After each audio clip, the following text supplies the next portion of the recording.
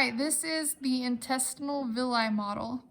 When we look at this, these right here are the villi, the finger-like projections in the small intestines. These are very important for absorption of nutrients in the digestive system.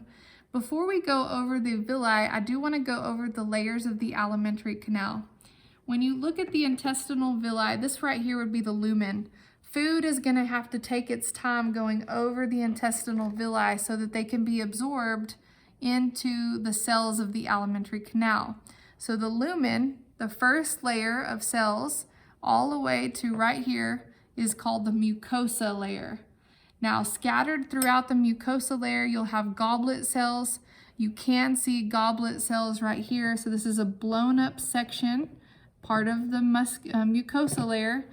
And the goblet cells are these cells here that are producing mucus, which are going to line the epithelium.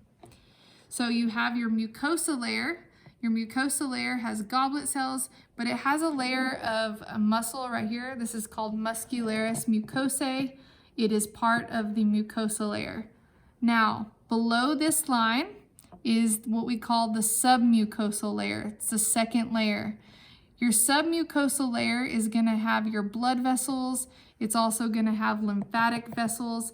And these literally are going to control secretions of glands inside of the digestive system or the alimentary canal. Okay, the next layer right here is called the muscularis externa. We have two different types of muscles in the muscularis externa.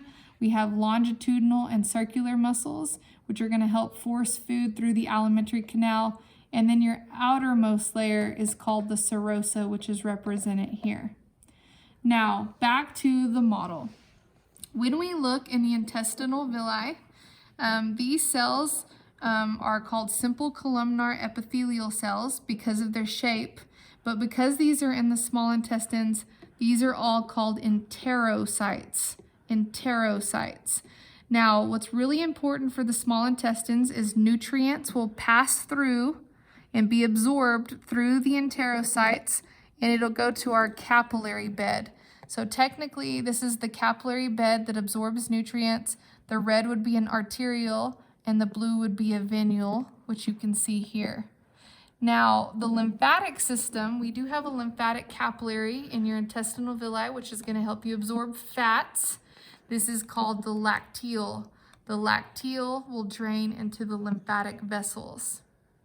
Inside of the area right here, we do have the goblet cells, but we also have enteroendocrine cells which produce hormones, which are right here.